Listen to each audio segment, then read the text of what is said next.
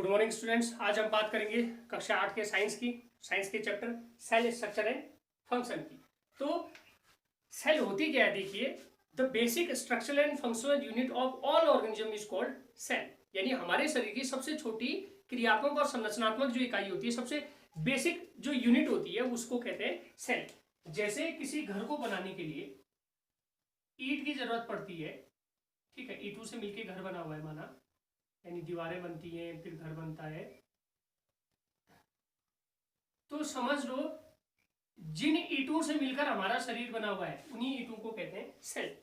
These are the bricks of our body. हमारे शरीर की ब्रिक्स है, ईंटें। इन्हीं ईंटों से मिला के हमारा जैसे घर बनता है ना ईंटों से, वैसे ही इन्हीं ईंटों से मिलकर हमारा शरीर बना हुआ। तो इन्हीं को कहते हैं, इस particular bricks of our body is known as cell. तो basic structural and functional unit का मतलब हुआ हमारे शरीर की सबसे छोटी क्रियात्मक और संरचनात्मक इकाई को कहते हैं कोशिका। जनरली होता क्या है, वह क्या, देखिए, रॉबर्ट हुक ने छाल यानी बार्क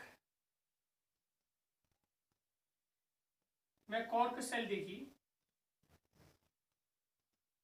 माइक्रोस्कोप में, उसे इस टाइप की मधुमक्खी का छत्ता देखा आप लोगों ने, मधुमक्खी के छत्ते जैसी संरचना दिखी, मधुमक्खी के छत्ते जैसी संरचना दिखी, और प्रत्येक यूनिट को, इन यूनिट्स को उसने एक पर्टिकुलर नाम दे दिया, उसी को क्या दे दिया, cell. So cell is discovered by Robert Hooke. किसने किया? रॉबर्ट हुक ने सेल की डिस्कवरी की। सन था 1665 में इसने सेल की डिस्कवरी की। माइक्रोस्कोप पे देखा तो उसे मधुमक्खी के छत्ते जैसी संरचना दिखाई दी। इन्हीं मधुमक्खी के छत्ते जैसी संरचना में प्रत्येक यूनिट को उन्होंने क्या नाम दिया, सेल। होता क्या है कि generally similar type of cell combine to form tissue. एक जैसी सेल आपस में मिलके टिश्यू बनाती हैं, and these tissue perform specific work. ऐसे टिश्यू जो होते हैं वो स्पेसिफिक वर्क करते हैं, ठीक है। Then tissue combine to form organ. Tissue आपस में मिलके क्या बनाते हैं, ऑर्गन बनाते हैं, अंग बनाते हैं। जैसे मस्कुलर टिश्यू ने मसल्स बना दिया या ऑर्गन बना लिया, ठीक है। तो organ combine to form organ system.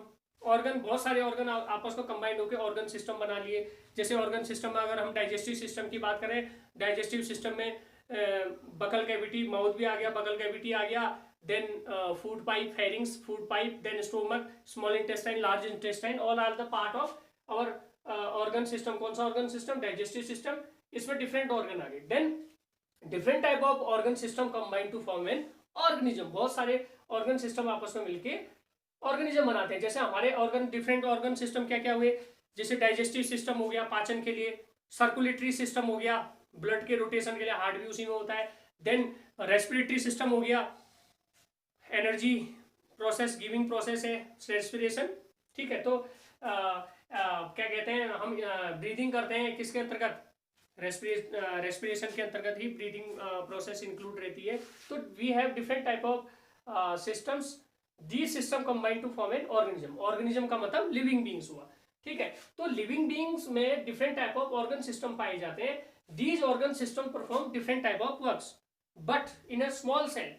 केवल एक छोटी सी कोशिका में भी all types of work is done by the different organs. These organs are known as organelles. Cell organelles होते हैं, उनके द्वारा डिफरेंट, यानी सेल के अंदर भी ऐसी डिफरेंट यूनिट्स पाई जाती हैं जो डिफरेंट टाइप ऑफ वर्क को परफॉर्म करते हैं। जैसे हमारे शरीर में देखने के लिए आंखें हैं, सुनने के लिए कान है, डाइजेशन के लिए पेट, stomach, different type of glands, small intestine, large intestine, ये पाए जाते हैं। वैसे ही डिफरेंट टाइप ऑफ, जैसे हमारे शरीर में हर वर्क को करने के लिए अलग अलग क्या कहते हैं, क्या है, ऑर्गन या ऑर्गन सिस्टम पाए जाते हैं। वैसे ही पर्टिकुलर सेल के अंदर भी डिफरेंट वर्क को परफॉर्म करने के लिए डिफरेंट यूनिट्स या different you can say different units और डिफरेंट ऑर्गेनेल्स पाए जाते हैं, ठीक है। तो कहने का मतलब है कि even in a small cell all works और activity of an organism take place. एक छोटी सी कोशिका में पूरे जीव के शरीर की सभी क्रियाएं संपन्न होती हैं, ठीक है। इवन याद रख लेना, ये बहुत इंपॉर्टेंट स्टेटमेंट है। Even in a small cell all activities of a living organism.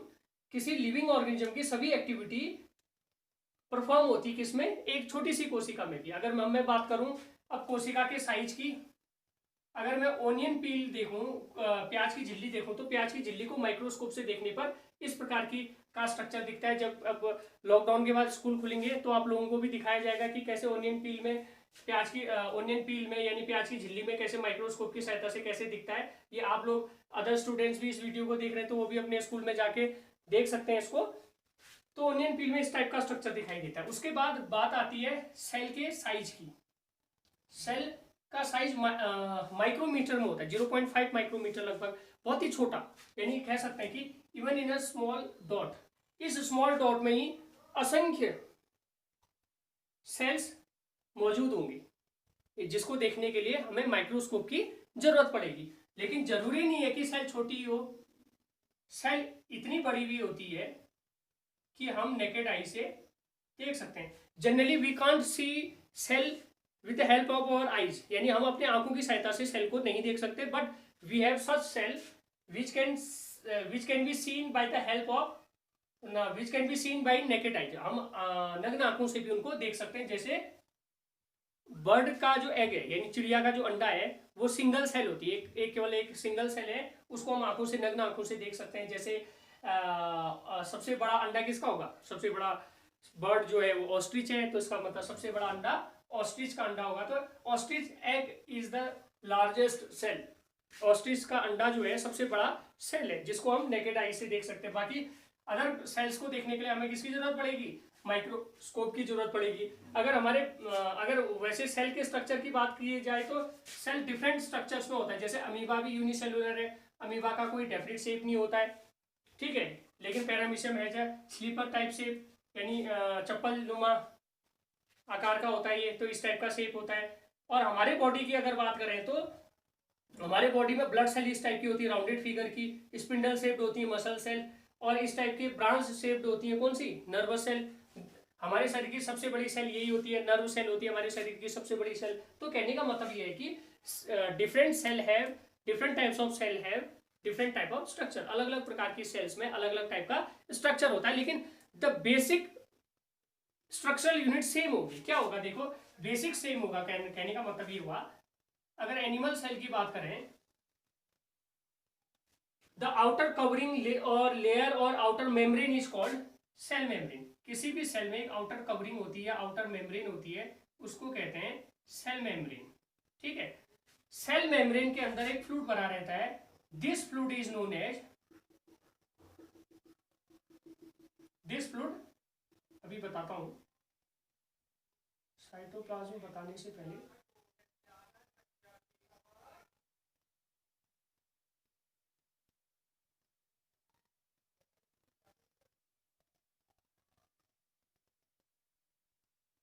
This fluid is known as cytoplasm, इस फ्लूइड को कहते हैं साइटोप्लाज्म। और बीच में एक क्या होता है, न्यूक्लियस, न्यूक्लियस, ठीक है, बीच में न्यूक्लियस हो गया, और ये फ्लूइड हो गया साइटोप्लाज्म।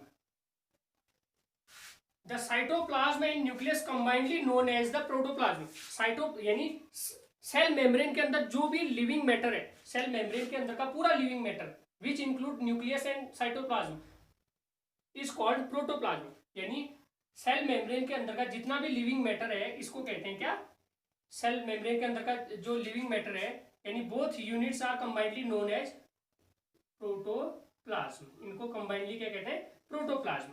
प्रोटोप्लाज्म में दो पार्ट है, एक तो फ्लूइड भरा रहता है इसके अंदर, this fluid is known as cytoplasm, and center में एक राउंडेड फिगर होता है जिसको कहते हैं nucleus.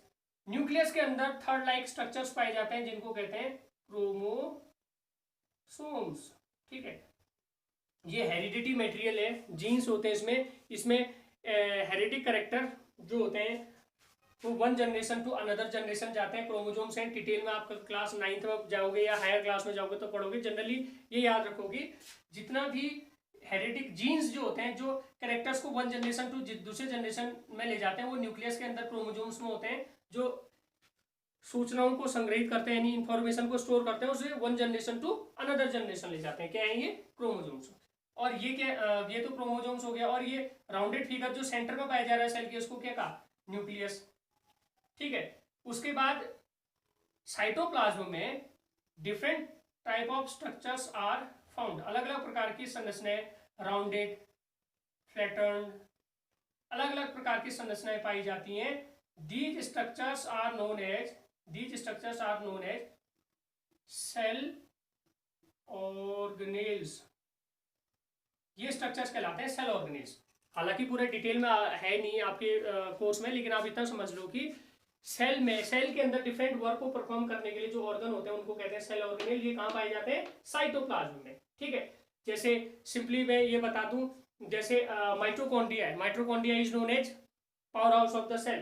Power house of the cell जो है माइटोकॉन्ड्रिया है। ऐसे प्लास्टिड्स पाए जाते हैं जिसमें क्लोरोप्लास्ट भी होता है, क्लोरोप्लास्ट में पिगमेंट होता है क्लोरोफिल। यही क्लोरोफिल जो होता है, इसी ग्रीन पिगमेंट क्लोरोफिल के कारण पेड़ पौधे हरे होते हैं और फोटोसिंथेसिस की प्रोसेस कर पाते हैं। राइबोसोम्स होते हैं, प्रोटीन का संश्लेषण करते हैं। लाइसोसोम होते हैं, वो डाइजेस्टिव बैग्स होते हैं, यानी these are also known as suicide bags होते हैं लाइसोसोम। तो डिफरेंट सेल ऑर्गेनेल्स इसके अंदर पाए जाते हैं। आप इतना याद रखो कि different cell organelles are found in the cytoplasm which perform different works for cell. Cell के लिए डिफरेंट वर्क को परफॉर्म करते हैं। अब बात करते हैं प्लांट सेल की। प्लांट सेल में होगा क्या? प्लांट सेल में सेल मेम्ब्रेन के बाहर एक वॉल जैसा स्ट्रक्चर पाया जाता है। ऐसा इसके बाहर एक वॉल जैसा स्ट्रक्चर पाया जाता है। This wall is known as, cellulose का बना ये वॉल जैसा स्ट्रक्चर पाया जाता है, इसको कहते हैं सेल वॉल। ठीक है, सेल वॉल कहलाता है ये सेल वॉल। यानी एक जो बेसिक अंतर है एनिमल सेल और प्लांट सेल में, एक अंतर तो ये हो गया कि प्लांट सेल में सेल वॉल पाई जाती है, एनिमल सेल में सेल वॉल नहीं पाई जाती। दूसरा, प्लांट्स ग्रीन होते हैं, इसका मतलब प्लांट सेल में क्या है? क्लोरोफिल पाया जाता है, क्लोरोप्लास्ट होता है। Plant cell have chloroplast but animal cell do not have chloroplast. Plant cell में क्लोरोप्लास्ट पाया जाता है, एनिमल सेल में क्लोरोप्लास्ट नहीं पाया जाता। अगला और अंतर भी है, जैसे प्लांट सेल में जो बीच में, प्लांट सेल में बड़ा सा वैक्यूल पाया जाता है, लेकिन एनिमल सेल में वैक्यूल पाया तो जाता है लेकिन छोटे छोटे वैक्यूल होते हैं। तो ये तो बेसिक अंतर है। जनरली दो ही अंतर याद आप रखो, प्लांट सेल में सेल वॉल पाई जाती है, एनिमल सेल में नहीं होती है। प्लांट सेल में क्लोरोप्लास्ट होता है, एनिमल सेल में नहीं होता है। प्लांट सेल में वैक्यूल बड़ा साइज का और बीच में होता है, और एनिमल सेल में छोटे छोटे वैक्यूल पाए जाते हैं। आज के लिए इतना ही, धन्यवाद।